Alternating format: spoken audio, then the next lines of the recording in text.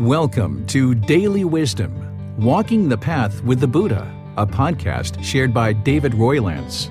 This podcast is dedicated to guiding you to completely eliminate the discontent mind and the suffering it causes by attaining enlightenment. Learn and practice the teachings of Gotama Buddha that will guide you to fully attain a peaceful, calm, serene, and content mind with joy. To support this podcast, visit patreon.com/support Buddha or visit buddhadailywisdom.com, where you will discover a full range of courses, retreats, and online learning resources to assist you on the path to enlightenment. Now, here's our teacher to share more.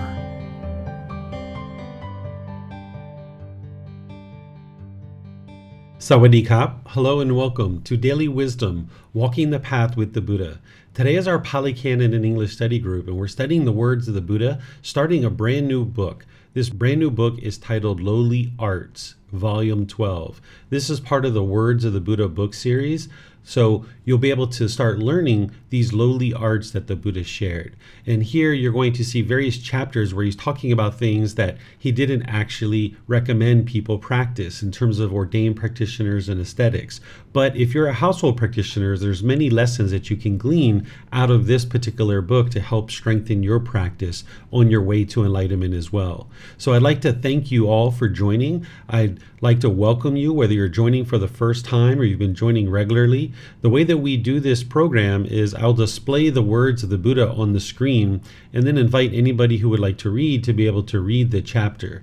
And then after someone reads the chapter, then I'll share some teachings on that, and then I'll open up to any and all questions that you guys have. Whether you're in Facebook, YouTube, or Zoom, you'll be able to ask any and all questions that you like by putting that into the comment section, or you can raise your hand in Zoom and ask any questions that you like by just opening up your mic. So again, welcome to all of you guys. I'll start with this first chapter. Chapter 1 is titled, What Are the Lowly Arts?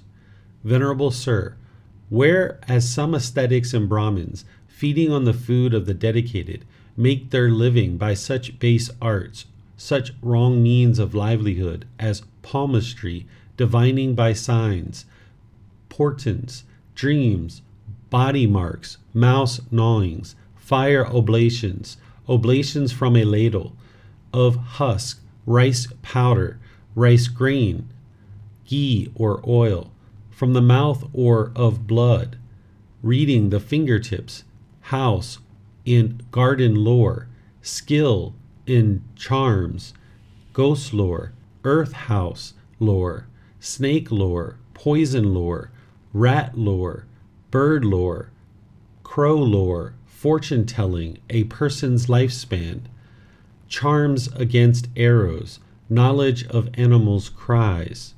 Whereas some ascetics and Brahmins make their living by such base arts as judging the marks of gems, sticks, clothes, swords, spears, arrows, weapons, women, men, boys, girls, male and female slaves, elephants, horses, buffaloes, bulls, cows, goats, rams, cocks, quail, iguanas, bamboo rats, tortoises, deer. Whereas some ascetics and Brahmins make their living by such base arts as predicting, the chiefs will march out, the chiefs will march back, our chiefs will advance, and the other chiefs will retreat. Our chiefs will win, and the other chiefs will lose. The other chiefs will win, and ours will lose. Thus, there will be victory for one side and defeat for the other. Whereas some ascetics and Brahmins make their living by such base arts as predicting an eclipse of the moon, the sun, a star, that the sun and moon will go on their proper course, will go astray, that a star will go on its proper course, will go astray, that there will be a shower of meteors, a blaze in the sky, an earthquake, thunder, a rising, setting, darkening, brightening of the moon, the sun, the stars, and such will be the outcome of these. Whereas some ascetics and Brahmins make their living by such base arts as predicting good or bad rainfall, a good or bad harvest, security, danger, disease, health or accounting, computing, calculating, poetic composition, philosophizing. Whereas some ascetics and Brahmins make their living by such base arts as arranging the giving and taking in marriage, engagements and divorces, declaring the time for saving and spending, bringing good or bad luck, procuring abortions, using spells to bind the tongue, binding the jaw, making the hands jerk, causing deafness, getting answers with a mirror, a girl medium, a heavenly being, worshipping the sun or great Brahma, God, breathing fire, invoking the goddess of luck. Whereas some ascetics and Brahmins, feeding on the food of the dedicated, make their living by such base arts, such wrong means of livelihood as appeasing the heavenly beings and rendering vows to them, making earth house spells, causing virality or impotence, preparing and consecrating building sites, giving ritual rinsings and baths, making sacrifices, giving emnics, purges, expurtorants, and phlegmalad something or other. Here I can't read that. Giving ear, eye, nose, medicine, ointments and counter ointments, eye surgery, podiatry, using balms to counter the side effects of previous remedies. Okay, this particular chapter, the Buddha is describing what the lowly arts are. What you're going to see him talking about here in a moment is how he doesn't actually do any of these, because what he chose to do was give up his royal riches, walk away from the royal family and his heir to being the heir to the throne and being the king, and he decided to enter into this life of homelessness. And as part of that, people were donating food, clothing, water, shelter, and medical care to him in order to help him sustain his life. And because he was receiving those as donations, he would then give back teachings that would help people to progress on the path to enlightenment and getting to this peaceful, calm, serene, and content mind with joy. Well, these things that he's talking about here, for the most part, would promote wrong view. So if he were teaching right view as part of his teachings, and then he was promoting wrong view in terms of a way to sustain his life and make money, then his teachings would be in conflict with his practice. And what you're going to see from an enlightened being and what you're going to see from a Buddha is that their practice and the teachings are completely in sync. That's how you actually get to enlightenment, by training the mind, cultivating wisdom, and now your practice is what's determining whether you've eliminated all the 10 fetters and all those 10 pollutions. It's not just intellectual learning, it's moving the teachings into your practice so that you can then practice in such a way where your mind will ultimately move to the peace and calmness, serenity, contentedness, and joy that is the enlightened mind. So most of these things here are promoting wrong view, that the problem is outside of you and that you can somehow solve that with a right ritual, ceremony, or worship. Instead, what the Buddha was bringing people's minds to understand is this natural law of karma, of cause and effect, or action and result, the results of your decisions, that there's a certain decision that you make, either wise or unwise, and it produces either wholesome or unwholesome results. Well, if you thought that you could do any of these kind of rites, rituals, ceremonies, or worship, and that would kind of melt away any unwise decisions that you made and the unwholesome results, this would be promoting wrong view. And if you thought that something outside of you could help you to get happiness or peace or joy or some other feeling that you're looking to acquire, then this isn't going to lead to permanent peace and permanent joy doing these things. Instead, the mind needs to cultivate wisdom to be trained in order to purify the mind of these pollutions, and that's how you actually get to enlightenment. So all of these things are things that you're going to see that he's going to share with people that he doesn't actually practice, and he suggests and encourages his ordained practitioners not to practice them as well. A lot of these, a household practitioner would maybe choose not to practice as well, but some of them, a household practitioner may actually practice, because a household practitioner's life and an ordained practitioner's life is different, because an ordained practitioner is basing their life on receiving donations from the community, so they need to spend their time, effort, energy, and resources towards developing their own mind, so that then as they get closer and closer to enlightenment and they have this wisdom, they can offer that back to the people for helping them to sustain their life with food, clothing, shelter, and medical care, they're able to now share teachings back with them in order to help them. But here you can see that there's things in here like eye surgery, podiatry, and things like this.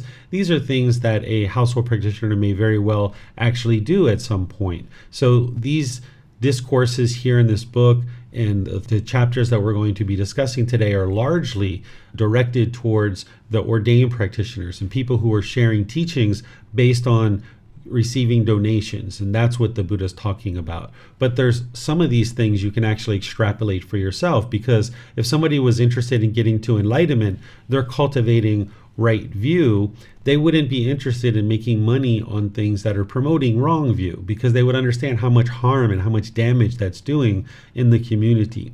So I'm going to walk you through the various chapters today. This one is just kind of setting up for you what are the lowly arts. These are like rites, rituals, ceremonies, and worship, and other things that the Buddha is describing ultimately where ordained practitioners would be unwise to practice this because it's in direct conflict with their need to learn and develop on the path to enlightenment, share those teachings, and because of that, they are then giving back to the household practitioners because the household practitioners are sharing resources with the teachers to be able to help us to be able to share the teachings. So if anybody were to practice these and they were also sharing the teachings, they would be in direct conflict with this need to give back some benefit to the people who are sharing donations with you. So let me see if you guys have any questions on this. You can put it into Facebook, YouTube, or Zoom, or in Zoom you can raise your hand electronically and ask any questions that you like. Okay, it looks like Mayuli is asking a question here. Sir, is it possible to see the future, or what we think we might see as the future is actually the previous life that we experienced? It is possible to see the future and know the future, particularly as your pollution is coming out of your mind. You might get to the point where you can start understanding what's going to happen in the future before it's ever happened. But it's important to understand that when that's occurring, that's not destiny or fate or anything like that. It's not seeing someone's destiny or fate. Sometimes that's what people think because fortune tellers can see the future, that this is their destiny or their fate. But instead, what it is there's cause and effect, cause and effect, cause and effect that's leading up to that situation. And someone who's able to see the future is seeing a point in time in the future, but that future event or situation is based on a series of cause and effect, this whole sequence of events of cause and effect, cause and effect, cause and effect, cause and effect. And yes, someone can also see previous lives as well. This is possible as well. These are actually two different things, but these two things are possible, particularly the more and more that you lift pollution out of your mind. But it's important not to cling to these. And you're going to see where the Buddha teaches that he actually doesn't do these things, even though he was capable of doing that. By the time you get to enlightenment, if your mind is able to do those things, you need to be sure not to cling to it, not cling to the ability to see the future, and not cling to any past life experiences either. Because if the mind's clinging to any of those things, you won't be able to get to full liberation, where the mind is peaceful and joyful for the rest of this life. Okay, so thank you, Mayuli, for your question there. All right, so we'll go to the next one, which is chapter 2. This is very similar to the one we just read, but here the Buddha is basically describing that he doesn't perform these things. So I don't know that I need to read this again. This is all the same stuff that he just talked about. But at the end of the paragraph, he says, the ascetic Gotama refrains from such base arts and wrong means of livelihood. Thus, the worldling would praise the Tathagata.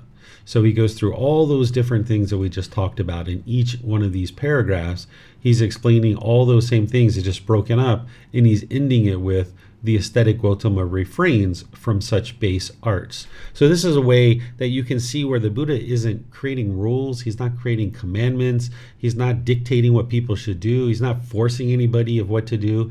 He got to this mental state where the mind's peaceful and joyful. And now if somebody has a sincere interest in learning and practicing to be able to get to that, he's explaining what it is that he did in order to get to that. And as an ordained practitioner, he's saying, okay, I don't partake in any of these things in order to sustain my livelihood. But instead, what he does, you'll see in a moment, where he talks about he shares teachings in order to help people to get to enlightenment. So here, this is all the same stuff that we just read. So I don't know that we need to read that because I also explained it earlier as well. Here, he's just talking about how this is part of his moral conduct and his practice of moral conduct. Okay, we'll go to the next one, which is chapter 3. And then here, this is exactly the same thing that he was describing in the first chapter. But now, instead of saying that he doesn't practice it, he also says that in order for a monk to be perfected in morality, that they would also not practice these same things too. So here, it's all the same stuff that he was just talking about, but there's this added sentence of a monk refrains from such base arts and wrong means of livelihood. Thus, he is perfected in morality, right? Because as I mentioned, that ascetics and Brahmins, they're feeding on the food of the dedicated. That's what the Buddha is saying here, right? In each one of these paragraphs, he's saying, hey, you're living off of the donations of people who are interested in being able to get to enlightenment. And if that's what you're doing, and now you're doing all these rites, rituals, ceremonies, and worship, you're promoting wrong view, and you're not giving back to the people something that they can actually use to benefit them, which is the wisdom of the path to enlightenment. And that's what he encouraged the ordained practitioners to focus their time on, is developing their mind so that they can then get to enlightenment themselves, have that wisdom to then share with household practitioners, rather than just allowing this food that in these donations that are being offered to go to waste. That these people who are dedicated in sharing offerings with ordained practitioners and teachers, the ordained practitioners and teachers should be very dedicated to their practice and their development of getting to enlightenment, so that then they have something to offer back. An ordained practitioner can't bless a household practitioner. An ordained practitioner can't give you some trinket that is going to bring you good luck or bad luck. This isn't the way that anything works in the world. Everything that happens in the world is based on certain decisions that you make. And they're either going to be wise or unwise decisions, and they're either going to produce wholesome or unwholesome results. So if you're getting wisdom back from an ordained practitioner, from a teacher, now you can make wise decisions and improve your life. So the Buddha was encouraging his ordained practitioners not to do any of these lowly arts here. So this is chapter 3. Now we'll go down to chapter 4. Chapter 4 is new content. So let's read this one. This one is titled, The Various Kinds of Pointless Talk. Monks, do not engage in the various kinds of pointless talk. That is, talk about kings, thieves, and ministers of state. Talk about armies, dangers, and wars. Talk about food, drink, garments, and beds. Talk about garlands and scents. Talk about relations, vehicles, villages, towns, cities, and countries.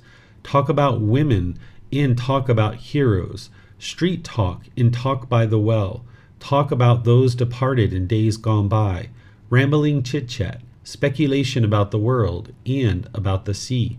Talk about becoming this or that. For what reason?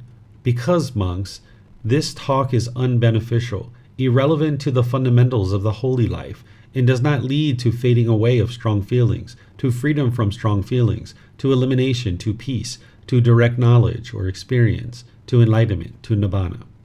Okay, so this is a discourse for the ordained practitioners, but there are certain things that you can actually glean from this for your practice as a household practitioner. Essentially what the Buddha is talking about here is he's guiding the ordained practitioners to stay focused on teaching the teachings that lead to enlightenment, that all this rambling chit-chat isn't actually going to produce any kind of beneficial results for the students to be able to get to enlightenment. But more importantly, notice some things that he's talking about here. Essentially, he's talking about between kings and ministers of state. What he's talking about here is that it's pointless to talk about politics. And this is for ordained practitioners and teachers. As a household practitioner, you might need to talk about that from time to time, but you just need to be sure you're not clinging to your views and opinions, and now you're arguing and hostile about your views and opinions. But as a teacher, someone who's sharing teachings, if you talked about politics and you sided with one particular party of a government, now you've just alienated at least 50% of your audience, and only 50% of the people are going to perhaps be interested to learn from you. If you speak as a teacher or as an ordained practitioner about all these different things like kings and ministers of state, which would be politics, if you talk about thieves, which would be like nowadays, if we had a famous court case that was in the public eye, and if a teacher or ordained practitioner sided with one side or the other, you're alienating the audience and the people who would potentially learn these teachings and be interested to get to enlightenment. Because some people are going to side with you, some people aren't. And the way that the unenlightened mind functions is if you experience something disagreeable, the unenlightened mind will push that person or push that situation away. So if you say things about politics or a very famous criminal case, then in this situation, half of your students are going to potentially push you away because they see that as disagreeable and their mind is unenlightened and they don't understand that they're having aversion. The Buddha gives these other types of things too, like armies and dangers and wars. Same thing. If you talk about these kinds of things, you're taking sides. And now it's better for an ordained practitioner and a teacher to just speak about the teachings that it takes to lead to enlightenment. But then as a household practitioner, you might extrapolate some of these things for your own practice as well and decide, would it really be wise for you to go into work with your coworkers and talk about some criminal case that's in the public eye? Because as you do that, again, your coworkers, half of them are going to agree with you and half of them aren't. And now they're going to have painful feelings when you're not agreeing with them, and they'll end up pushing you aside. This is their aversion. Or if you talk about politics at work, this would be unwise to do that because that's not the environment to talk about politics. So you're going to need to go through this and make sure you understand each aspect of what the Buddha is sharing and realize and try to understand whether something would be wise or unwise. Because he's even talking here about villages, towns, cities, and countries. So for example, if you were siding with one particular country, or you were degrading or disparaging one particular village, town, city, or country, again, you're going to alienate certain people in your life because they are going to experience the painful feelings because they're experiencing something that's disagreeable, and now their aversion is going to kick in and they're going to push you or the situation aside, and then they might turn away from the teachings. So the Buddha is giving this guidance to ordained practitioners and teachers, but you can really go through this and make sure you understand each individual aspect of what he's saying is pointless talk, and there may be some things that you decide that would be unwise as well for your life, even as a household practitioner. Here you can see that I've got some content for you to read because these classes I'm not able to talk about everything, so you can read and understand what it is that I'm sharing here. Here, what he's doing is he's focusing his students, the ordained practitioners, the teachers, on sharing things that are beneficial, that are going to help people to get to enlightenment. That's what would be wise, to spend your time as a ordained practitioner, as a teacher, sharing with students things that are going to help them get to enlightenment. Let me know what questions you guys have on this one. You can put that into Facebook, YouTube, or Zoom, or you can raise your hand in Zoom and ask any questions that you like. Okay, I'm not seeing any questions anywhere. So what I'm going to do is I'm going to move to the next chapter, which is chapter 5. This one's titled, The Aesthetic Gotama Refrained from Pointless Talk. Whereas some ascetics and Brahmins, actually this is exactly the same as the one we just talked about, except the Buddha is now casting it and saying that he refrains from these kinds of discussions. So the first one was him advising his students to refrain from this pointless talk, and this is him just saying, hey, this is what I do, right? So this is a way to set an example rather than dictate to people what they should or shouldn't do. People could tell that the Buddha was peaceful, he was joyful, and they could spend time around him and see that he never got angry and frustrated and agitated.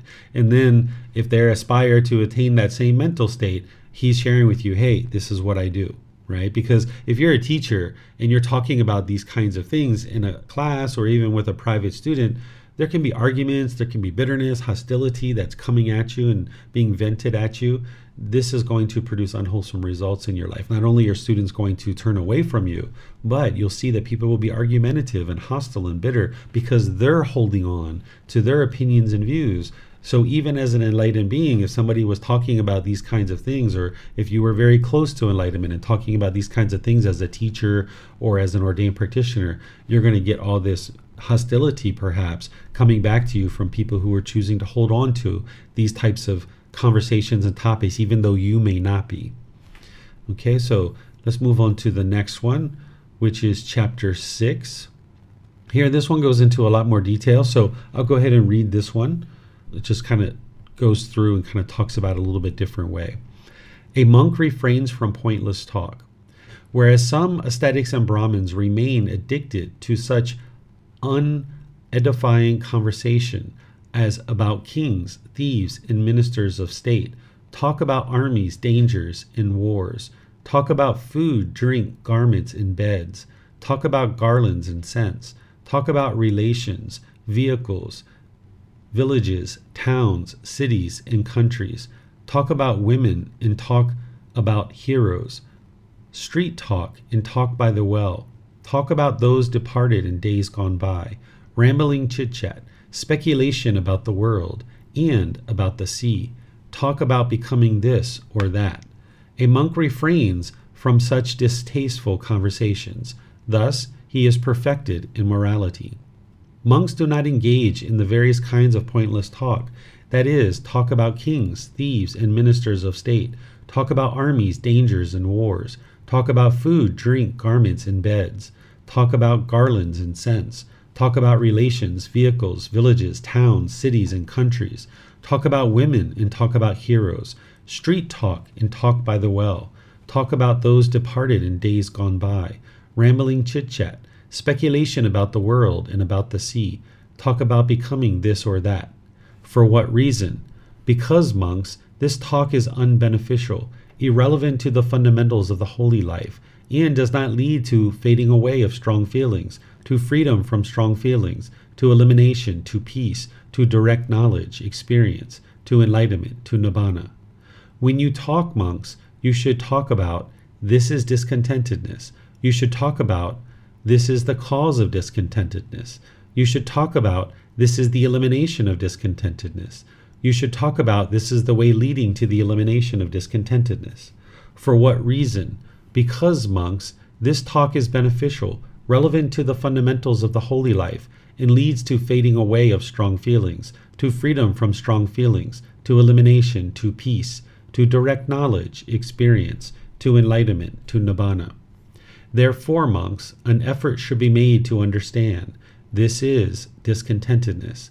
An effort should be made to understand this is the cause of discontentedness. An effort should be made to understand this is the elimination of discontentedness. An effort should be made to understand this is the way leading to the elimination of discontentedness.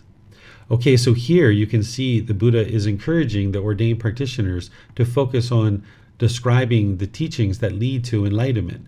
He's describing that they should discuss the Four Noble Truths.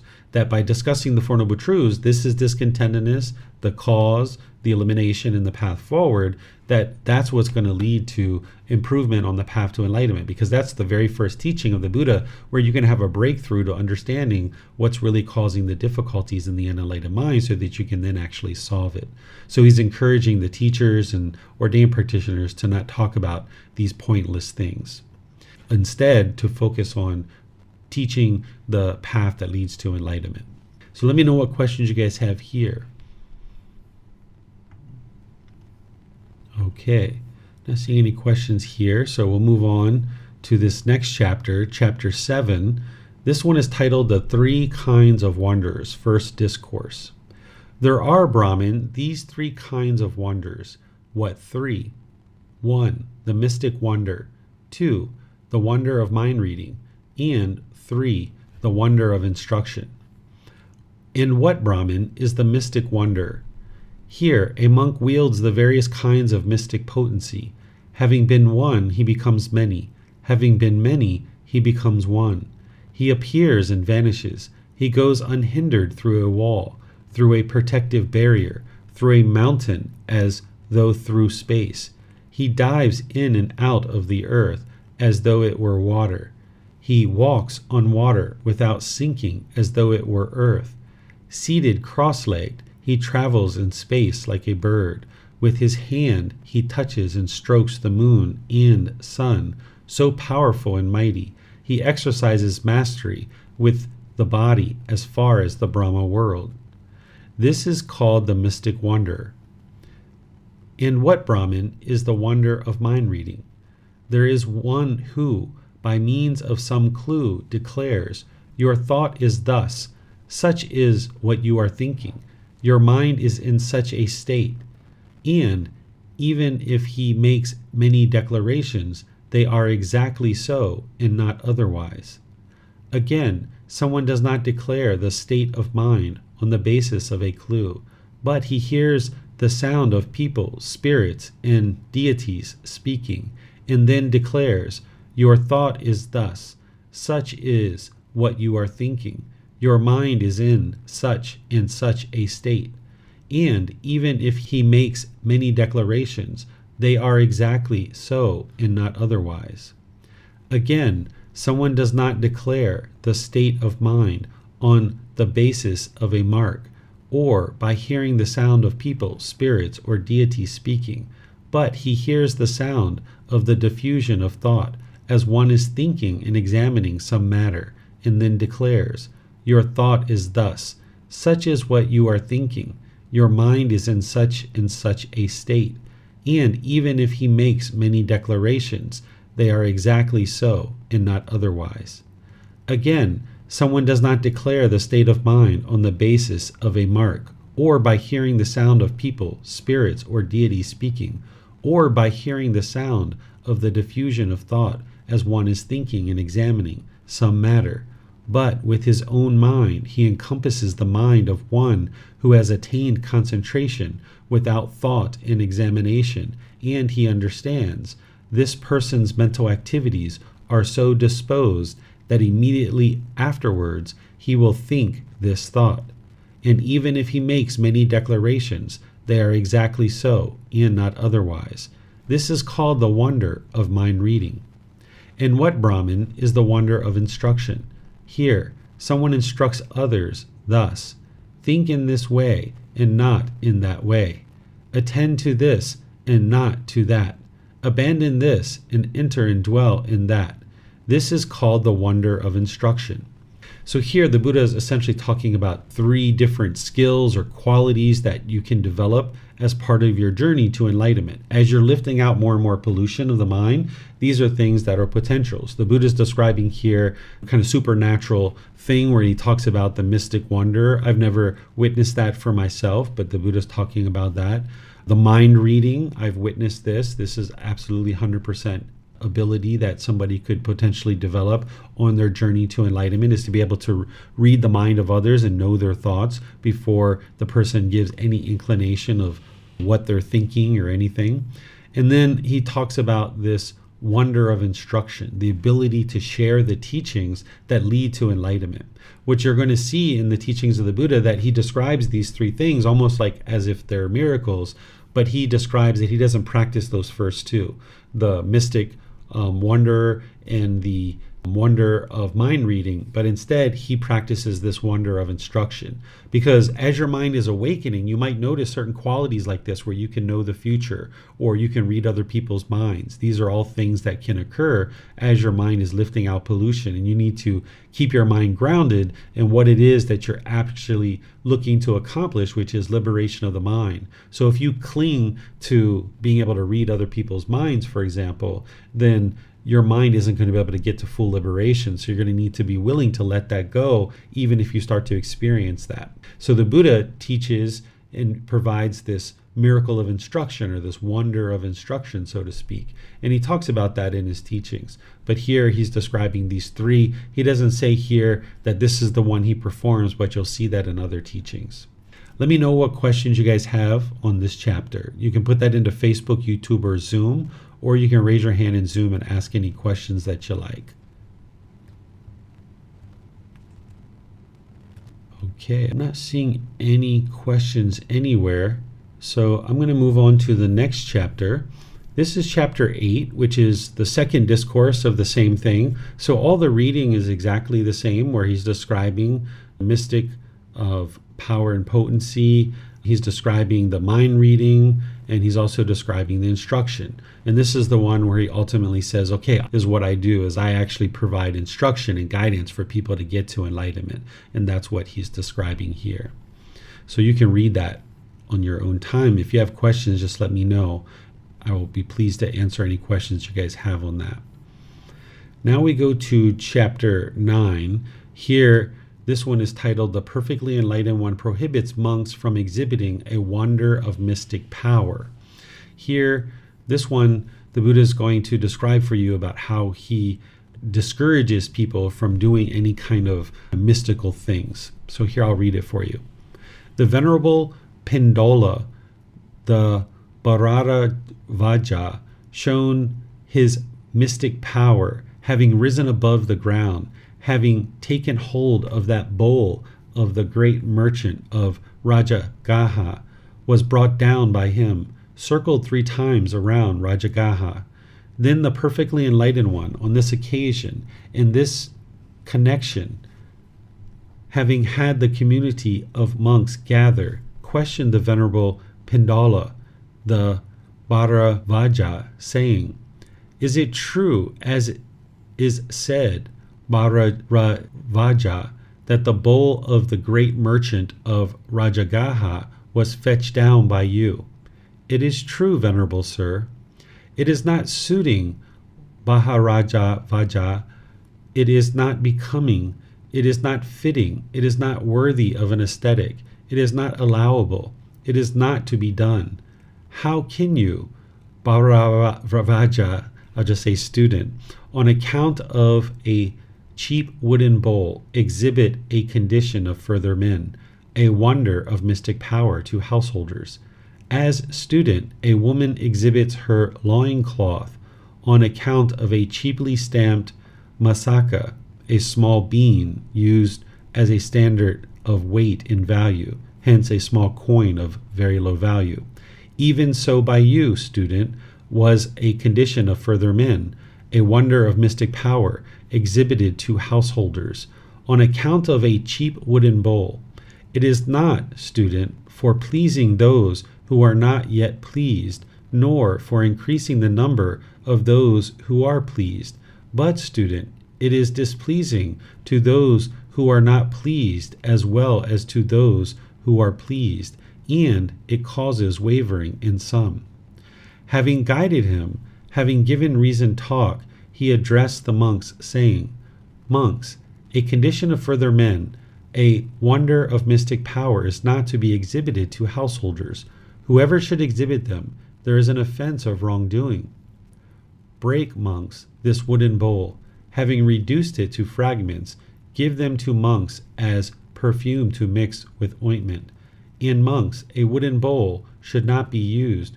Whoever should use one, there is an offense of wrongdoing.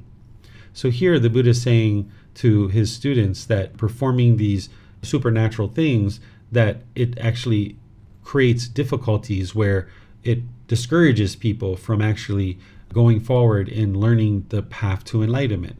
You'll see in other places where the Buddha talks about this too, where he talks about how this kind of spreading throughout the community, it just looks bad for people that are truly looking to get on the path to enlightenment, that if it's kind of like this sideshow or this circus that is being performed, then people might think, oh, that's the reason why to get to enlightenment is so I can perform those miracles. No, that's not the way to get to enlightenment, and that's not the goal of getting to enlightenment. The goal is to eliminate the discontent feelings. So he encouraged his students that as they were able to do these types of things like mind reading and these supernatural things, to not display them for other people, that it would be unwise. Instead, stay focused on sharing the teachings that lead to enlightenment. That's the ultimate goal, is to get to the purification of mind where the mind's peaceful and joyful, and you can eliminate the cycle of rebirth as well. So let me know if you guys have questions on this one. Looks like Mayuli has a question here. In terms of mind reading, based on your experience, does that come and go, or are you able to access when needed? If so, how much are you able to access? So from my experience, the way that mind reading works is it's not that you sit down and you consciously try to fixate and try to read that person's mind. It's just that when you're around somebody, it just happens. It comes into your mind, and immediately you know that it's not something you actually can actively try to do. There's certainly people who do that, but at least in my experience, when I experienced this, it was like I would be around other people and somebody would sit down next to me. Like at a temple, I was at a place where the public would come and talk with teachers, and when certain people would sit down, I would look to them and I would say, have you had any family members die recently?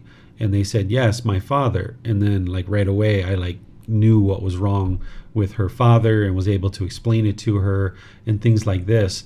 So these kinds of things I didn't try to do, it just happened. And then as this was happening, it was quite powerful because for a good 3 to 6 months, I was able to read people's minds, and I wasn't actively trying to do it, but I was giving them information that they needed and they were interested in having all so many years, but yet they couldn't communicate with their dead relatives.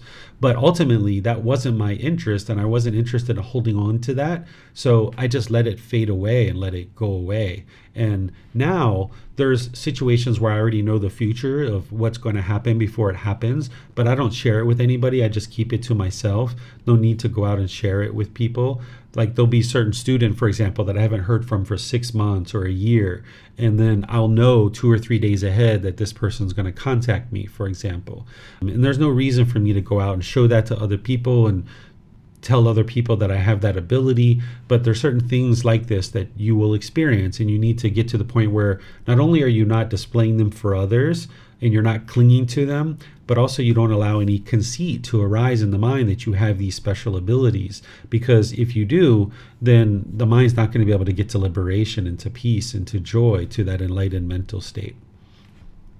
So they do come and go, Mayuli, and that would be the way that you would like it to do, so you're not interested in holding on to the ability to do those kinds of things. But if the mind does it, then it does it. No big deal. Okay, so I don't see any other questions anywhere.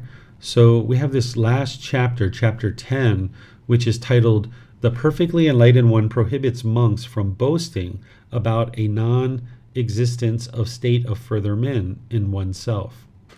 Whatever monk should boast with reference to himself of a state of further men, attainment of jhanas or stage of enlightenment, sufficient noble wisdom and insight, though not knowing it fully, in saying, this I know, this I see, then if later on he, being pressed or not being pressed, fallen, should aspire to be purified, and should say, Your venerable sir, I said that I know what I do not know, see what I do not see. I spoke idly, falsely, with conceit, apart from the undue estimate of himself. He also is one who is defeated. He is not in communion. So here what the Buddha is saying is that it's unwise to talk about your attainments of the jhanas or any of the stages of enlightenment. Because if you did so, that would be your arrogance, your boastfulness, and your conceit. One of the best ways to know somebody is not enlightened is that they will tell you that they are enlightened. So if you're going around talking to people about all your attainments and your stages of enlightenment and where you think you are, this is just the mind being arrogant and boastful. There's no reason to go around and talk about that with other people. You might need at certain times to talk about it with your teacher. You might think that you're in the first stage of enlightenment or in a certain jhana or anything else that you might have attained, and you might be trying to check in with your teacher so that you can determine whether you've attained that jhana or that stage of enlightenment, so that then you can plot steps for your continued and future development. But that's got a real purpose behind it. It's on a one-on-one basis and a private conversation so that you can plot steps for your continuous growth. Whereas if you were just out and about in the community talking about these kinds of things, this is one looking for admiration, looking for people to give you something. There's some desire there, there's the conceit in there, and it's best to not talk about those things. But if you need to talk about it with your teacher because you're trying to learn about the fetters, you're trying to learn about the attainments and the stages of enlightenment, you're trying to plot your steps forward to be able to develop on the path to enlightenment, that's understandable, and that's something that you would potentially need to do from time to time. So that's something that you should feel comfortable to do. But talking about it with anybody else or putting it on your Facebook page or anything like this, that's a good indication that you haven't really attained anything at all. So it's best to keep those things to yourself and between you and your teacher for your own personal development. So let me know what questions you guys have here. You can put it into Facebook, YouTube, or Zoom, or you can raise your hand in Zoom and ask any questions that you like. Okay, I'm not seeing any questions anywhere. So this was just a short little class because the chapters that we have are pretty much just repeating, and there's a lot of similar things that are being shared, just a little bit of changes here and there. So there wasn't much to actually go through, but what I would do if I was you with this time is, if you haven't already read these chapters, be sure to read them thoroughly and read the reflections that I've shared with you, because in there you're going to see how I'm describing each chapter in much more detail than I'm able to do in the classes. So you might decide to download these from our website, buddhadailywisdom.com. You can get access to them there for free.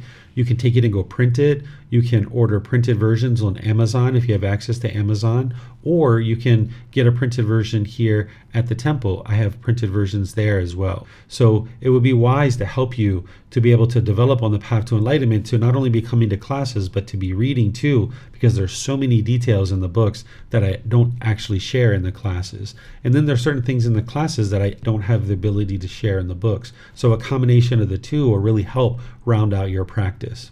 So thank you all for your questions. Thank you all for your dedication to learning and practicing the teachings. Perhaps we'll see you guys in a future class. Have a very lovely and wonderful rest of your day. Sawadee ka. Thank you for listening to this podcast. To provide support for this podcast, visit patreon.com/support Buddha. To access more teachings, visit buddhadailywisdom.com. There, you will discover a full range of courses, retreats, and online resources to assist you on the path to enlightenment. Remember to establish a daily, consistent meditation practice, along with learning and practicing these teachings. A well-developed meditation practice is the foundation in which to train the mind to attain enlightenment.